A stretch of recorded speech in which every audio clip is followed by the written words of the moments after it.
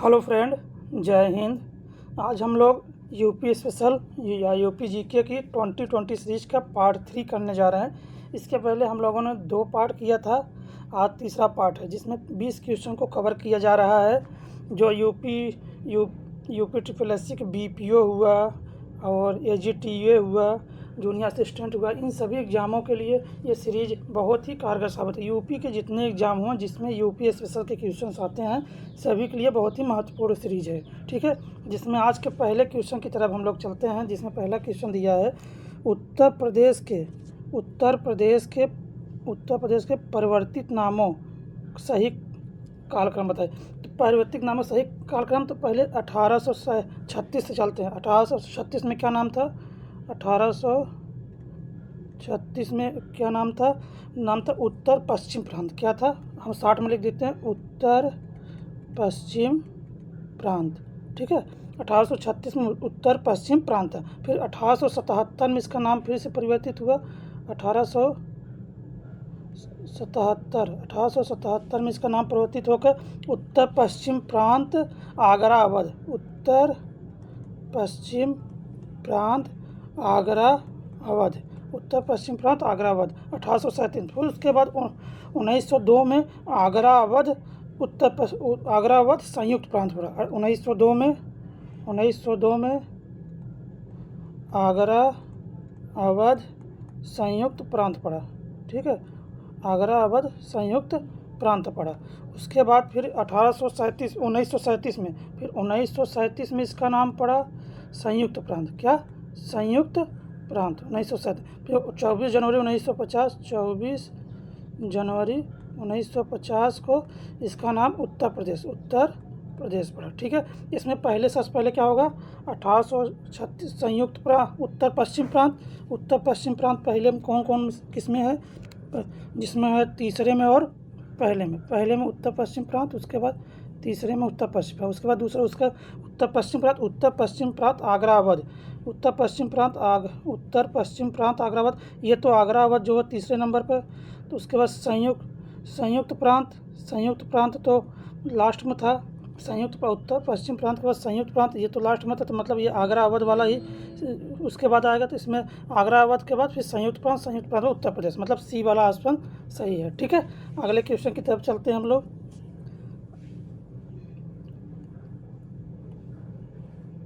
दिया दूसरा क्वेश्चन है उत्तर प्रदेश के वर्षों के संदर्भ में निम्नलिखित कौन सा सही नहीं है? उत्तर प्रदेश के वर्षों के संदर्भ में कौन सा सही नहीं है?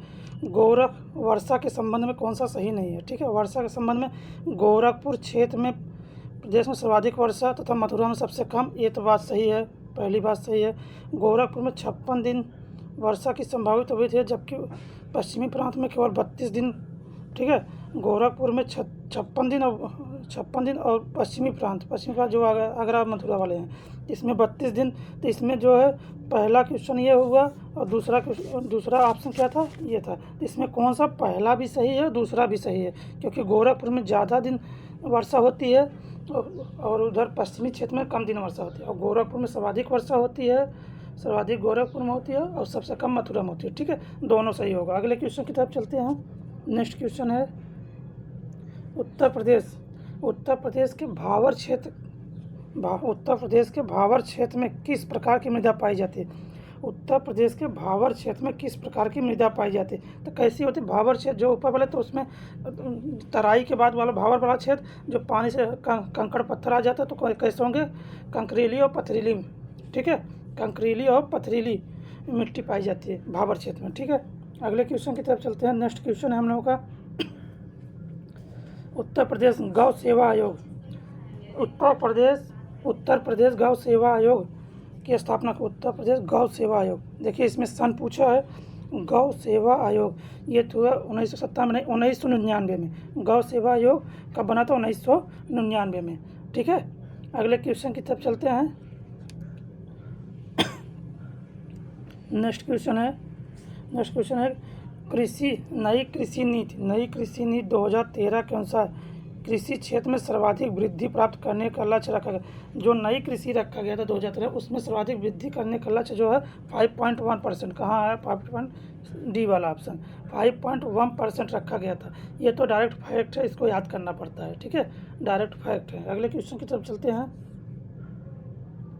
उत्तर प्रदेश राज्य कृषि उत्पादन मंडी के बारे में कौन सा कहता है? कृषि उत्पादन मंडी के बारे में उत्तर प्रदेश के कृषि उत्पादन मंडी के बारे में कौन सा सही है? देखिए 1973 में इसकी स्थापना हुई थी, एकदम सही है। मंडी आयोग, मंडी परिषद का स्थापना को 1973 में। उसके बाद इसके द्वारा मुख्यमंत्री खलिहान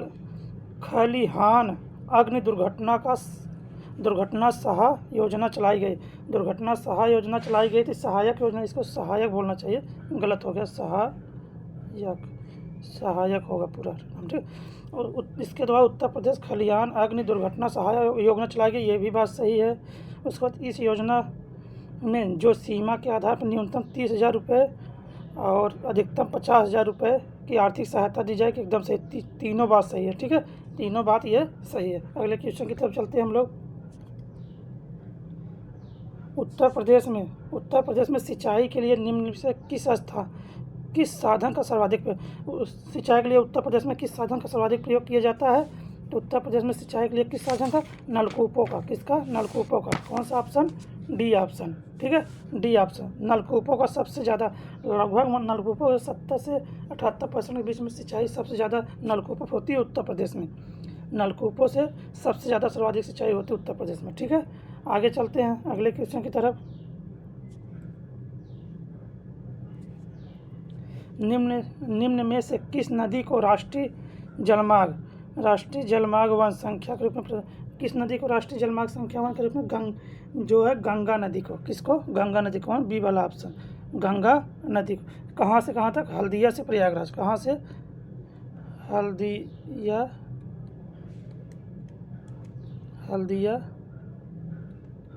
से प्रयागराज।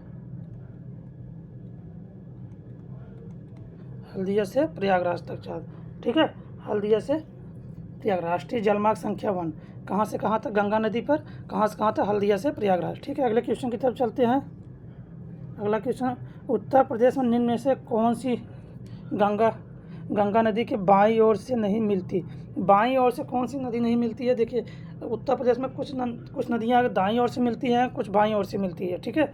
कुछ नदियाँ दाईं ओर से मिलती हैं, कुछ बाईं ओर से मिलती है, जिसमें यह टोंस नदी ये तो बाईं ओर से मिलती है। टोंस के बाद घाघरा नदी ये भी मिलती है। नहीं, टोंस नदी हुआ, रामगंगा हुआ, गोमती हुआ, घाघरा। बाईं ओर से पूछा ना, बाईं ओर से देखिए इसमें कौन कौन से मिलते हैं।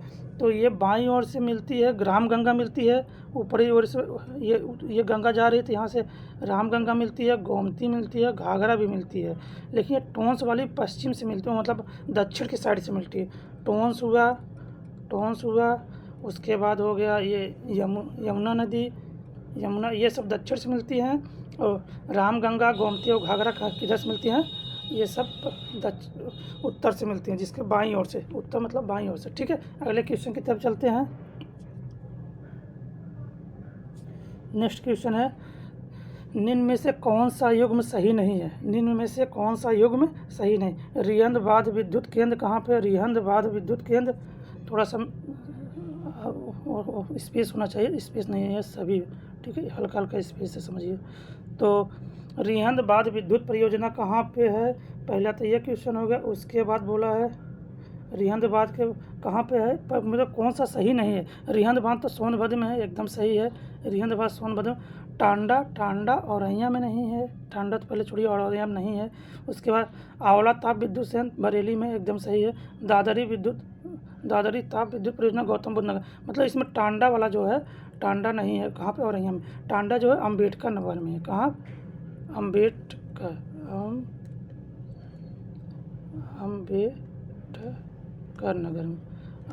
नगर में।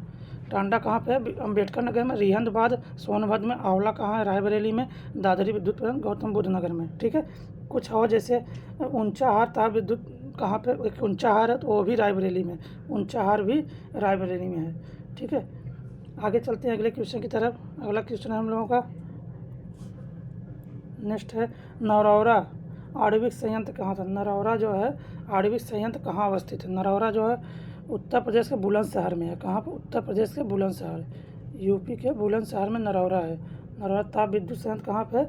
उत्तर प्रदेश के बुलंदशहर में। ये 200 मेगावाट की क्षमता वाला परमाणु संयंत्र है। 220 मेगा क्षमता वाला, 220 मेगावाट क्षमता वाला परमाणु संयंत्र। ठीक है, अगले क्वेश्चन की तरफ चलते हैं। नेक्स्ट क्वेश्चन है उत्तर प्रदेश के खनिज के बारे में कौन सा सत्य है। उत्तर प्रदेश के खनिज के बारे में कौन सा सत्य है। जिसमें सिंगरौली क्षेत्र से प्राप्त कोयले का उपयोग सिंगरौली संयंत्र ओबरा ताप विद्युत केंद्र गृह में किया जाता है। दूसरा दिया सोनराई क्षेत्र ताप विद्युत उत्पादन का प्रमुख केंद्र है क्षेत्र है। उसका ललितपुर क्षेत्र में यूरेनियम की सीमित भंडारों की खोज की गई है। ये इसमें लगभग सभी सही हैं। देखिए सिंगरौली जो है ये कोयला के वहाँ पे सिंगरौली जो है सोनभद्र वाला कोयला वाला है, एकदम सही है। सोनराई क्षेत्र ताप विद्युत संयंत्र ये भी सही है। उसके बाद आता था ललितपुर में यूरेनियम के लिए भंडार है, ये भी सही है। तो इसमें सभी सही होंगे। ठीक है, इसमें सभी सही होंगे। अगले क्वेश्चन की तरफ चलते हैं। अगला क्वेश्चन है नेक्स्ट क्वेश्चन 13 नंबर क्वेश्चन है प्रशासनिक दृष्टि से उत्तर प्रदेश संपूर्ण वन के कितने वर्गों में विभाजित किया गया। जो उत्तर प्रदेश के वनों को जो है 6 वर्गों में विभाजित किया गया। कितने? 6 वर्गों में विभाजित किया। प्रशासनिक दृष्टि से संपूर्ण वन के क्षेत्र को कितने वर्गों में विभाजित किया गया? 6 वर्गों में विभाजित किया है। जिसमें पहला हो गया, इसमें पहला आरक्षित वन, पहला आरक्षित वन। दूसरा का हो गया, दूसरा होगा आरक्षित वन के बाद निजी वन हो गया, निजी वन। तीसरा क्या होगा? तीसरा है निजी वन के बाद संरक्षित वन भी बोलते हैं। एक तीसरा है संरक्षित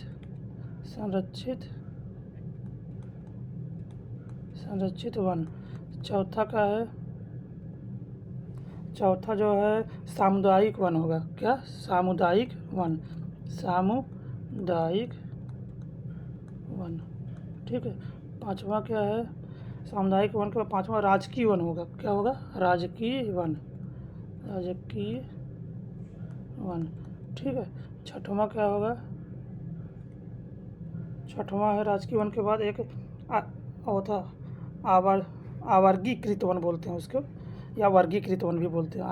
वर्गीकृत वन। ठीक है, वर्गीकृत वन या आवर्गीकृत वन। ठीक है। तो 6 उत्तर प्रदेश वनों के कितने भागों में बांटा गया है? 6 भागों। जिसमें क्या हो? आरक्षित वन हो गया, और उसके बाद निजी वन हो गया, उसके बाद संरक्षित वन हो गया, उसके सामुदायिक वन हो गया, उसके बाद राजकीय वन हो गया, और उसके बाद अवर्गीकृत वन। ठीक है, 6 वन। अगले क्वेश्चन की तरफ चलते हैं। 14 नंबर क्वेश्चन है मिलान करना है। इसमें क्या है? मिलान करना है। ठीक है। एक तरफ वृक्ष दिया है, एक उत्पाद दिया है। तो चीड़ का वृक्ष से क्या निकलता है? उसमें क्या कि कौन सा कोड सही मिलान कीजिए। कोड सही मिलान का चीड़ के वृक्ष से क्या होता है? उसके बाद खैर के वृक्ष से क्या होता है? सेमल तथा गुलेर के वृक्ष का बबूल के वृक्ष से क्या बनता है? ठीक है। जिसमें हम लोग पहले चलते हैं खैर के वृक्ष से। देखिए ना, चीड़ के वृक्ष से हम देखते हैं क्या मिलता है। इसमें चीड़ के वृक्ष से कहाँ गया? प्राप्त चमड़े का उत्पाद, नहीं माचिस तीली का उत्पाद, नहीं राल तथा बिरोजा चीड़ से क्या हो? राल तथा बिरोजा चीड़ के। और खैर के वृक्ष से जो है कत्था बनाने में, खैर क्या होता है? कत्था बनाने, खैर के वृक्ष से कत्था बनाने। और सेमल और गुलेर से कौन सा बनता है? ये से माचिस की तीली। क्या होता है? माचिस की तीली। और बबूल से जानते हैं, बबूल के लिए चमड़े की रंगाई होती है। जो चमड़े के उत्पाद बनते हैं उसके रंगाई होते हैं बबूल के। ठीक है। चीड़ के वृक्ष से कत्था, पहले का तीसरा हो गया, दूसरे क्या हो गया? पहले का चौथा हो गया, दूसरे का तीसरा हो गया, उसके बाद शामिल बाद दूसरा हो गया, उसके बाद पहला हो गया। मतलब 4 3 2 1 देखते हैं। 4 3 2 1 जो डी वाला ऑप्शन। कौन सा? डी वाला ऑप्शन। 4 3 2 1। ठीक है। अगले क्वेश्चन की तरफ से नेक्स्ट क्वेश्चन है हम लोगों का वन महोत्सव का मृल थीम निम्न में से कौन सा? वन महोत्सव का मृग थीम निम्न में से कौन सा है? 15 नंबर है वन महोत्सव का मृग थीम। ठीक है, मृग का मतलब इसको मूल बोलते हैं, मृग लिखा गया है। वन महोत्सव का मूल थीम निम्न में से कौन सा है? जिसमें दिया है पहला वृक्ष का अर्थ जल, जल का अर्थ रोटी और रोटी का अर्थ जीवन। एकदम सही, पहला ही ऑप्शन सही है। वृक्ष का अर्थ जल, जल का अर्थ रोटी, रोटी का अर्थ जीवन। तो वन महोत्सव मूल का थीम यही है। ठीक है, अगले क्वेश्चन की तरफ चलते हैं। नेक्स्ट क्वेश्चन है 16 नंबर। उत्तर प्रदेश में सामाजिक वानिकी योजना कब शुरू की? उत्तर प्रदेश में सामाजिक वानिकी योजना कब शुरू की गई थी? उत्तर प्रदेश में सामाजिक वानिकी 1977, 78 नहीं, उसके बाद 78, 79 नहीं, ये 79 और 80 में शुरू किया गया था। कब किया गया था? 79 और 80 में। उत्तर प्रदेश में सामाजिक वानिकी योजना कब 79 और 80 में शुरू किया गया था। ठीक है, वर्ल्ड बैंक के सहयोग से, किससे? विश्व बैंक के सहयोग से सामाजिक वानिकी शुरू किया गया था 1979 और 80 में। ठीक है, अगले क्वेश्चन की तरफ चलते हैं। नेक्स्ट क्वेश्चन है उत्तर प्रदेश वानिकी परियोजना किसके सहयोग से आरंभ? अभी हम बताएं, जस्ट अभी पीछे में वर्ल्ड बैंक के, किसके? विश्व बैंक। कब? 1979 और 80 के बीच में। सामाजिक वानिकी कब शुरू किया? 1979 और 80 के बीच में, विश्व बैंक के सहयोग से। ठीक है, अगले क्वेश्चन की तरफ चलते हैं। जड़ी बूटी एकत्रीकरण कार्यक्रम, जड़ी बूटी एकत्रीकरण कार्यक्रम के अंतर्गत कौन सा जिला शामिल नहीं है? जड़ी बूटी एकत्रीकरण कार्यक्रम के अंतर्गत निम्न में से कौन सा जिला शामिल नहीं है? जिसमें मिर्ज़ापुर तो शामिल है, मिर्ज़ापुर ही लिखा जाएगा, मिर्ज़ापुर लिखा जाएगा, ये तो शामिल है। चंदौली भी शामिल है जड़ी बूटी के लिए। चित्रकूट भी शामिल है। प्रयागराज जो है, प्रयागराज जड़ी बूटी के लिए नहीं शामिल है। ठीक है, जड़ी बूटी के लिए शामिल नहीं है। जड़ी बूटी के लिए कौन कौन सा शामिल है? जड़ी बूटी के लिए जैसे क्या, मिर्ज़ापुर हो गया, 60 में मिर्ज़ापुर, चंदौली, चित्रकूट, उसके बाद ललितपुर, झांसी भी शामिल है। झांसी के बाद एक महोबा भी है, महोबा के बाद सोनभद्र तो है ही, सोनभद्र मतलब कौन मिर्ज़ापुर, चंदौली और उसके चित्रकूट हुआ, ललितपुर, झांसी, महोबा, सोनभद्र, ये सभी जो है जड़ी बूटी एकत्रीकरण कार्यक्रम के अंतर्गत आते हैं। ठीक है, अगले क्वेश्चन की तरफ चलते हैं। नेक्स्ट क्वेश्चन है 19 नंबर। इसमें दिया है मिलान कीजिए, मतलब कौन सा सही है निम्न में से, मतलब जो दिए गए हैं यहाँ खनिज, उधर और संबंधित जिला, तो कौन सा खनिज किस जिले में आती है देखना है। जिसमें पायरोफिलाइट कहाँ पर होता है? पायराइट्स कहाँ पर सही है? मिर्ज़ापुर में। और क्ले बादा में। देखिए इसमें कौन कौन सा है। और पायरोफिलाइट तो झांसी में एकदम सही है, पायरोफिलाइट झांसी। और पायराइट तो हमेशा मिर्ज़ापुर में पाया जाता है। और चाइना क्ले तो बादा में है। तीन के तीनों सही हैं, तीनों सही हैं। तो इसमें कौन सा उपयुक्त सही है? कुछ और देख लेते हैं, जैसे संगमरमर हो गया। अगर संगमरमर पूछे, जैसे कुछ देख लेते हैं ना, संगमरमर ये कहाँ? सोनभद्र और मिर्ज़ापुर में। संगमरमर कहाँ पाया जाता है? सोनभद्र और मिर्ज़ापुर। जिप्सम पूछ लिया, जैसे जिप्सम पूछ लिया तो कहाँ होगा? जिप्सम जो है झांसी और हमीरपुर में। कहाँ? झांसी और हमीरपुर में जिप्सम पाया जाता है। ठीक है, और जैसे बॉक्साइट तो बादाम में है, ये बादाम कहाँ का है? और बॉक्साइट है, बॉक्साइट भी बादाम है। ठीक है, और उसके बाद डोलोमाइट सोनभद्र भी सोनभद्र में ही है। डोलोमाइट। ठीक है, डोलोमाइट सोनभद्र में है, बॉक्साइट बादाम में है, जिप्सम झांसी और कहाँ पे है? जिप्सम हमीरपुर में। और इसके बाद संगमरमर वो पिता है सोनभद्र और मिर्ज़ापुर में। ठीक है, अगले नेक्स्ट क्वेश्चन की तरफ चलते हैं। आज का 20 नंबर क्वेश्चन है। 20 नंबर क्वेश्चन यह सुमेलित करना है। ठीक है, सुमेलित करने वाले क्वेश्चन इसलिए ज़्यादा लाना पड़ता है क्योंकि इससे कई क्वेश्चन 4-5 क्वेश्चन साथ में कनेक्ट हो जाते हैं, जिससे कई चीज़ें आसानी से क्लियर होती हैं। सुमेलित करने वाले जितने क्वेश्चन आप करेंगे उससे उतने ज़्यादा आपका कॉन्फिडेंस लेवल सही होगा। ठीक है। और क्वेश्चन भी ज़्यादा कवर हो जाते हैं इससे सुमेलित करने वाले, जिसमें आज का पहला क्वेश्चन देखिए सुमेलित करने में हरित पट्टी विकास 2012-13, वृक्षारोपण विकास 7-8, टोटल फॉरेस्ट कवर योजना ये कब हुआ 2014-15, और ऑपरेशन ग्रीन योजना कब होगा 2001। तो इसमें देखिए सुमेलित करना कौन सा किस सन में आया था, ठीक है। तो हरित पट्टी विकास योजना तो 2001 में आया था, नहीं हरित पट्टी विकास योजना 2000 नहीं, हरित पट्टी विकास योजना 2012-13 में आया था। कब आया था 12-13 में, एकदम सही है ये वाला। तो पहला ये का पहला सही है, हरित पट्टी विकास योजना पहला से। वृक्षारोपण कार्यक्रम 2007 ये भी सही है, वृक्षारोपण ये भी सही है।